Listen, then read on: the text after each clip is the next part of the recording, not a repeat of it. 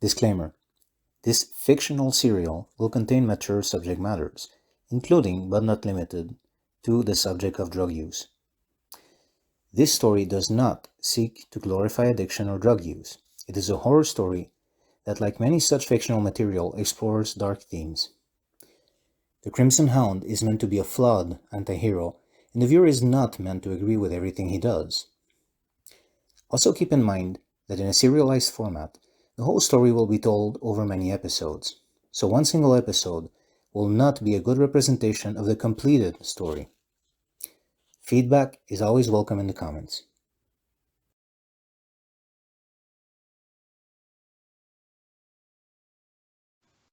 Just one thing I want to clarify first, just to kind of have a really good idea of my surroundings. When you say there's a cleaning robot, do you mean in the sense of what we have in the real world, just something that's on the floor, or do you mean something more humanoid shape or bigger? No, I was thinking of something like a dark futuristic Zumba. Okay, got it. Okay. A little, just a little. Wondering if it could be also a bouncer. You know what I mean? Okay, sure, so it's like something on the floor. Okay, got it. Yeah. Okay. Very well. So yeah, I'm gonna. At first, I was gonna say I'm gonna go short sword in hand, but because you said it's kind of like a Western place, I'm gonna keep it holstered, like in the sheath, just so I can do the classic like hand near the weapon thing at my belt. It's really not a practical reason, but whatever. Also, no need to threaten the guy right away. So I'm gonna just go up to the counter and I'm just gonna look at his reaction, the barman. Okay. He says. It was a little bit early, hair of the dog. Did you see me last night? He says, yeah, you were in here last night. Do you not remember? I want to see the recordings. He says, well, what? He's like, what's in it for me? It's a pain in the ass to get to the recordings. Tell me one thing. Do you have any cybernetic limbs? He's like, you mean like, are you asking him if he has any? Or yeah, I'm asking him in character if he has any cybernetic limbs. Yeah. Oh, okay. He's like, not that I'm aware of. So you got to keep all your own limbs. That's a good thing. That's what's in it for you. You get to continue keeping them. It's like, oh, I see, a tough guy. Okay. So go ahead and make a charisma roll here. Yeah. See how he responds to intimidation. That's a 4. Okay. Oh, okay, wait. It's a good thing. It's a 4. He says, says, all right, settle down. He's like, hold on, let me go check. And he goes in like the back office there, and he comes out with a little data chip, and he's like, this has everything from last night on it. He just hands it to you. Okay. I just put in the visor. Obviously, I don't go full screen. I want to continue seeing him, so I just have like a small pop-up window in the corner of my vision. I don't like when I go blind in front of him. And I just like stand there watching it, just stand like poker face at him as I watch it. Okay, great. I mean, obviously, I'm going to look for the moment where I show up, which I'm just looking for that red dot in the crowd or something. Right. Okay, so yeah, the footage is very, very grainy. It looks like the camera is, low quality, but it's still enough that you can kind of see the basic gist. It's not well focused in any particular area of the bar. It's just kind of a general. It's like one camera in the corner sort of thing, and so when you look in, you are able to find when you come in. And the key points are that you come in with this woman, the same woman that you woke up next to. You were talking to her, and you see at one point that she's like kind of like teasing you and stuff, and she like took your visor, your mask, and was like recording herself dancing, which is the the footage that you have. Okay. She like kind of like playfully took it off your forehead or something and was like recording with it. Yeah. And so anyway, you're talking to her for a while, and you get the sense that you're a little bit out of it, like you're maybe drunk or something, but not like, you know, in such a way that it would explain why you woke up not remembering anything. But you look a little bit like you've been out partying. And at some point, about, you know, an hour and a half into you sitting there talking with this woman, you see that another guy comes in like a leather jacket, and he's got like long black hair and this leather jacket, and you know, he looks kind of slick, and basically comes over, and she greets him as if they know each other.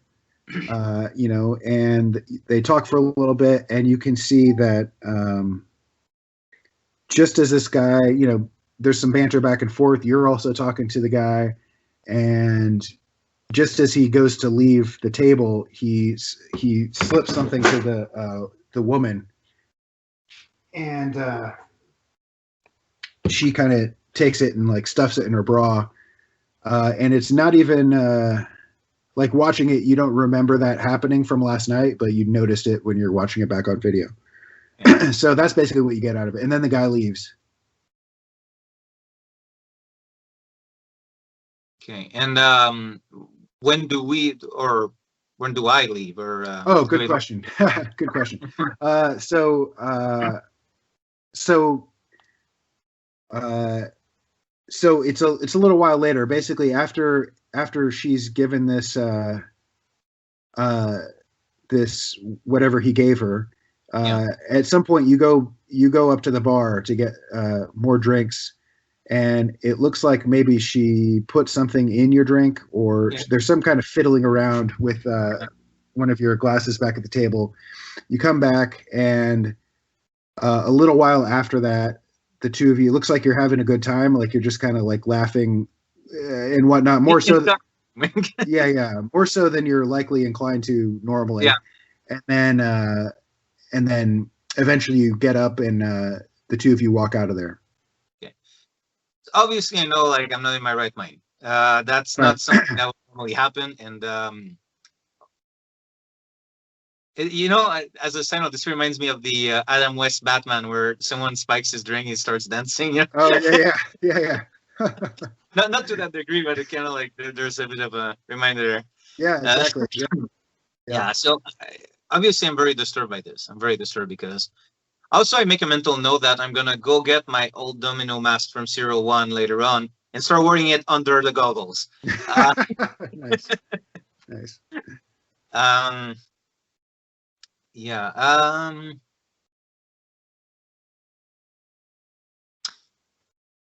Okay, so I take out the ones we've left. Now, obviously, I'm for fast forwarding very likely, and I just take out this stick and yeah, I'll just keep it, put it in my stuff. All right. He says, so can I sell you something to make your morning a little bit brighter? The guy with long hair and the leather jacket. Do you know him? It's like, well, I don't know him, but he hangs out here from time to time. He goes by the name of Skunk.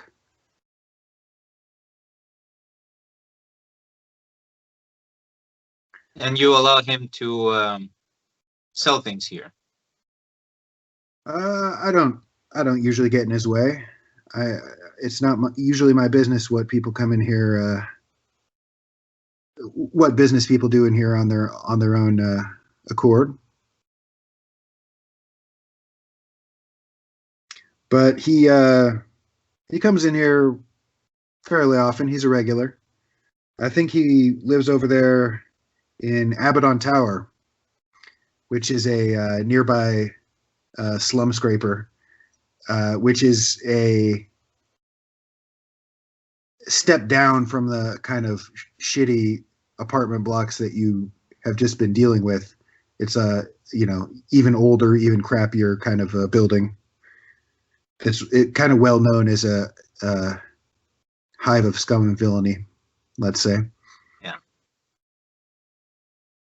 So I nod to the barman and I just leave to Abandoned Tower. Okay. As he's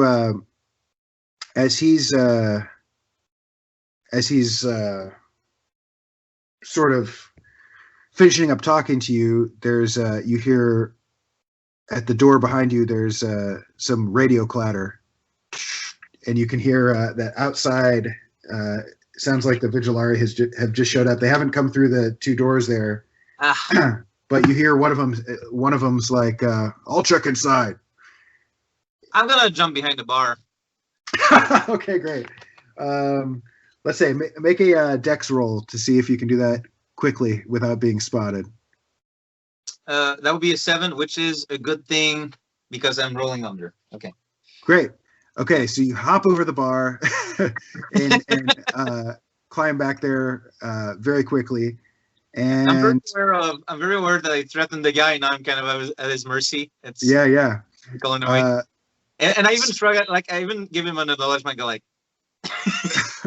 All right, so he looks down at you like he's not surprised, but at the same time he does have a look in his eye like, oh, I got you now. And so you hear the vocoder thing of the Vigilari. He's like, barkeep, have you seen this man? And he holds up like a little scanner thing, and it shows the image. And let's see how loyal this guy is to you. So make another charisma roll to see how much of a impression. You know what? I will keep my hand on the handle of the sword just to still make it kind of a point, you know? Yeah, probably a good idea. Yeah. I just have to know, because that's something I didn't get earlier. The image they have, is it a Crimson Hound looking all cool, ready to jump, or is it the moment where he's kind of like pulling, and is it a cool picture or an awkward picture? I have to know. I think it's probably a cool picture. I mean, it's unintentionally cool, but yeah, you're in the middle of doing something fairly heroic, so it probably looks awesome. The cape behind. Yeah, exactly. Yeah. It looks like a cover of a Pulp magazine, sort of. Amazing. Yeah. Okay, there you go. So this is a 14, and that was a charisma check. We saw. Charisma, yeah. I'm gonna take that reroll. Yeah. Okay. So I guess the drug makes me more intense. I don't know. Yeah, maybe. Yeah. So I'm down 1 juice points because, again, I want the Vigilari to kind of forget about me, like, oh, it's this weirdo, you know? Sure. But the slums will still remember that I was on the screens, I guess. I don't know. That's my hope. Okay. So this is an 8. Okay. I'm going to keep that 8. All right. So he's like, nope, haven't seen him. He's like, actually, I don't know. He might have been in here last night, but it was busy. I don't remember. Looks vaguely familiar, but I don't think I've seen him. And he says, the Vigilari officer is like, if you do see this man, he's like, report to the district authority, and you'll be handsomely rewarded. And the guy's like, he's like, gotcha, officer. And basically the Vigilari goes outside, and you can still hear there's some radio chatter, like maybe they're either just outside or like at a nearby building entrance, talking still. But anyway, he kind of, as soon as the Vigilari leaves, he kind of looks down at you, and he's like, looks like you owe me one, bub. I do. Actually, I acknowledge it. I do. I owe you one. And then I stand up and I ask him, like, do you know who I am? He's like, no, I haven't seen you in here except for last night. Okay. Why are they looking for you? I don't know yet. I don't remember anything about last night. Sounds like you had a good time. Well, look, I don't want to pry into your business or nothing, but I figure, I just did you a solid. And, maybe you can give me some kind of contact information or something so I can, hit you up in the future. I would hate So for the Vigilari to learn that you've been here and what you were looking for and all that stuff. you don't need to push. We're good. So I actually let's see. Okay, I'm gonna send you my encrypted information. Just tell me where to send it. Okay, so yeah, he gives you his. So I sent it what's basically kind of like an encrypted email, I guess. Yeah. That makes sense. And or text message even that can pop up in the visor, kind of like a underground Discord. I don't know. Sure. And Okay. I tell him the name's the Crimson Hound, and I don't know if you believe in that stuff, but I specialize in things that are not normal. Well, you certainly do. You might. What I'm saying is, if you want my favor, you might want to keep it for something you can't explain someday. Okay. So there's a something of a look of understanding that comes over him, and he kind of nods, and he looks rather satisfied with himself, like he's managed to accomplish quite a bit more this morning than he expected. So now he's got this powerful favor. All right, so he says, all right, good. Well, I'll be in touch if something comes up, and let me tell you, something always comes up. Oh, that's an adventure hook. That's not a bad thing. Yeah, no. Okay. Great. All right, so you're going to leave from there? Yeah, I'm gonna go to Abaddon Tower. I'm gonna go look for Skunk. Okay, so by the time you go out, the Vigilari are still nearby, but you're able to kind of worm your way out of there without drawing any undue attention.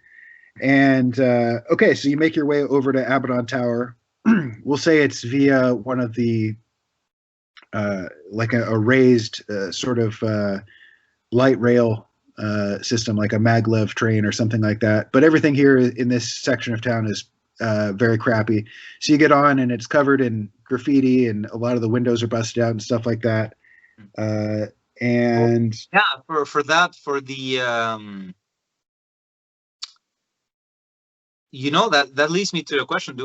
This whole time, because I took the guy's clothes in the apartment, do I still have my backpack on like I would normally have? I guess I do if I have my whole uniform. Let's see. What kind of stuff does your backpack have in it?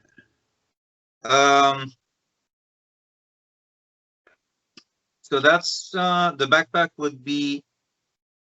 I got it. How about this? I mean, I still have one med kit, and normally I keep like I didn't put in the equipment, but what I do is I keep like this trench coat and hat to turn the visor into shades, But all right. So my idea is to have changed the clothes earlier, because that wouldn't have been subtle enough for the circumstance. But just to take public transit, sure. Good, Okay, let's. Why don't you make a wisdom roll to see if you have it on you? Given, and this is just given the unpredicted nature of the situation you're in. Yeah, that's a 20. That's 20.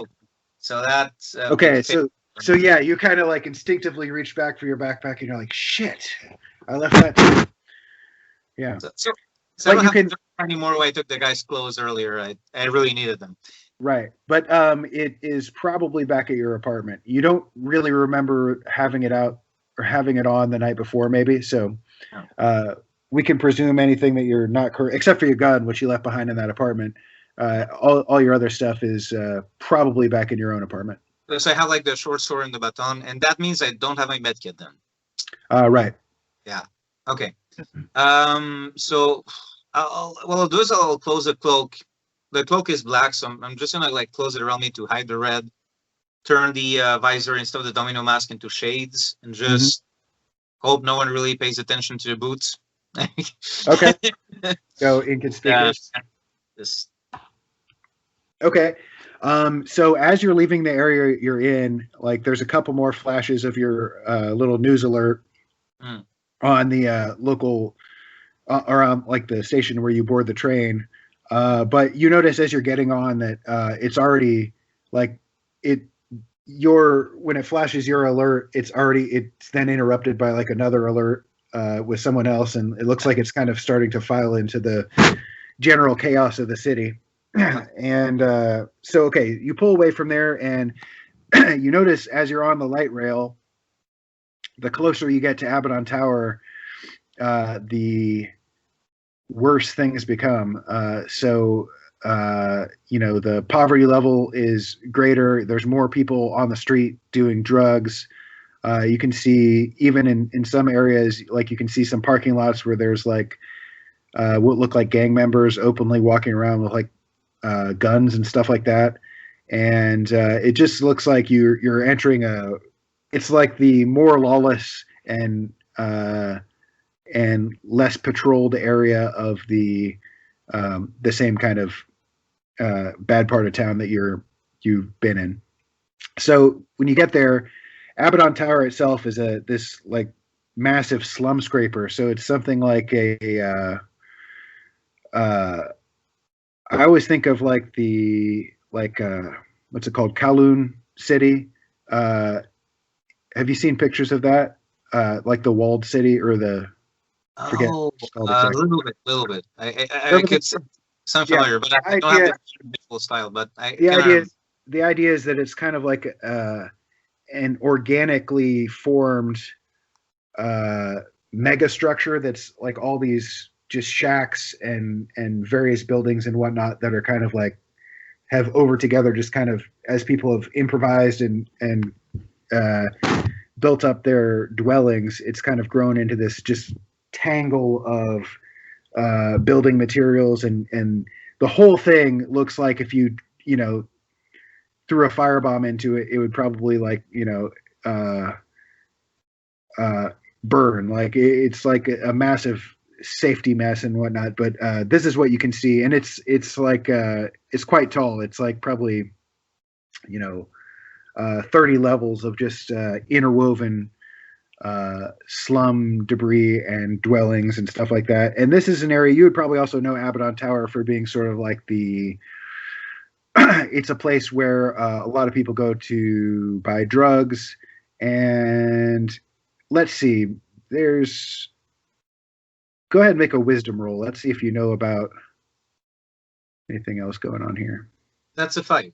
Okay. So you also know that that Abaddon Tower is the turf. It's kind of like the main headquarters turf of a gang called La Fuerza. And it's not like everyone inside the slum scraper is a member of the gang, but they're the ones who are kind of like the guardians. They're the ones who extort people here and who you have to give money to in order to have their protection and all that sort of stuff. So anyway, so you know that about this place. And as you enter, there is some kind of a large, almost mutant-like man, like with this huge, just like billowing gut, and he's sitting right in front of the entrance to the slum scraper, and he's like sniffing the remnants of some sort of drug powder off of his fingers, and he looks like his eyes are wild and whatnot. And as you approach, he's like, "Welcome to hell." Is he just in the path, or is he in front of Abaddon Tower? No, he's like sitting on like a stoop of, there's like numerous entrances to the place, but the nearest entrance to you, he's like just sitting next to it, basically, not blocking it. I stop and nod to him, and I'm still wearing the shades look and the closed cloak. Don't necessarily want to attract attention right now in a place full of like gang members. And again, this is one aspect where he hasn't really dwelled on in the city. He's been after supernatural stuff a lot. So the actual criminal element beyond those that touch upon the supernatural or buying some weapons, like he's not really knowledgeable that Sure. well. So he's kind of like in waters he doesn't know that well. All right. He's like, you looking for anything? I got Vex. I got Blur. I got Sniff. I'm looking for Skunk. Oh, I don't have Skunk, but Skunk has himself. He's like, He's probably inside somewhere. Where? Let's. He says, maybe if we do some business together, I'd be more excited about divulging that information. I'm looking him over to see if he has any obvious weapons on him. He doesn't have anything obvious, but he's wearing kind of baggy jeans. It looks like he could potentially have something in his waistband or whatnot, but there's nothing obvious on him. But he says, I got tabs of blur. It's like 5 gold each. I got sniff. I got vex. You name it. Do you even know where he is? He's like, well, I know more about it than you do. Yes, you do. And I just approach him a little bit. Tell me, what do you believe in? Do you believe in the unseen? Oh, I believe it. I've seen the unseen. I see it now. It's all around us. How do you behave around it? Mostly I like to just sit here on the stoop and watch it all go by. So you don't really want to get involved, do you? Involved in what? And what I do is I flicker the screen of my goggles, and there's this option where I can, like, the domino mask turns on, but also the white eyelids move away. So only the eye section is transparent when he does that. Oh, that's cool. And I let the eyes turn red, like I open them for infravision, even though it's a bit annoying because there's light and all that. Mm-hmm. But just let him see it for a moment. Okay. He's like, whoa, far out. So, okay, that guy's, so again, like, I was just testing a little bit, but that guy is a bit too drugged up. And I'm not gonna, it doesn't seem like I'm gonna intimidate him with the fear of the supernatural. So. Yeah, probably. He doesn't seem intimidated per se, although he is kind of like somewhat, I guess, fascinated in a drug-addled way. Also, in a cyberpunk world, a lot of people can explain it away with like, oh, he put something in his eyes, and sure, yeah. Especially through a visor. Even fangs, they could be done like. So okay, I'm just gonna stand up and okay, look, how much do you want to tell me where Skunk is? But he has to be there, or at least. He's like, well, if you're willing to spend a little coin, I'd be happy to let you know what I know.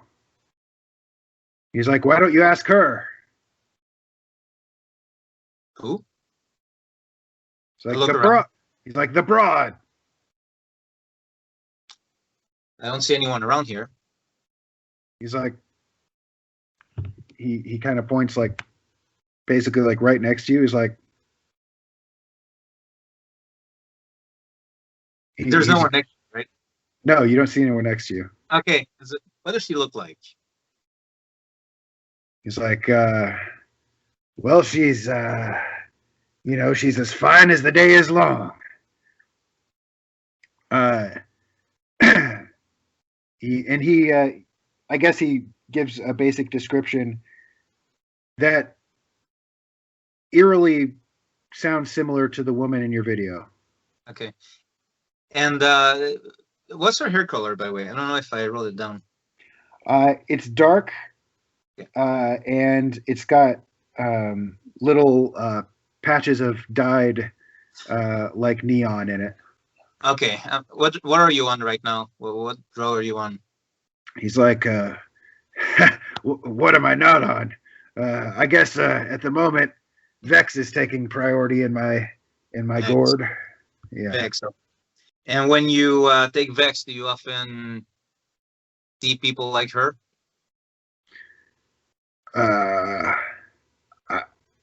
He's like, he doesn't really seem to know what you mean. He seems kind of confused. He's like, I see all kinds of people on Vex. What are you talking about?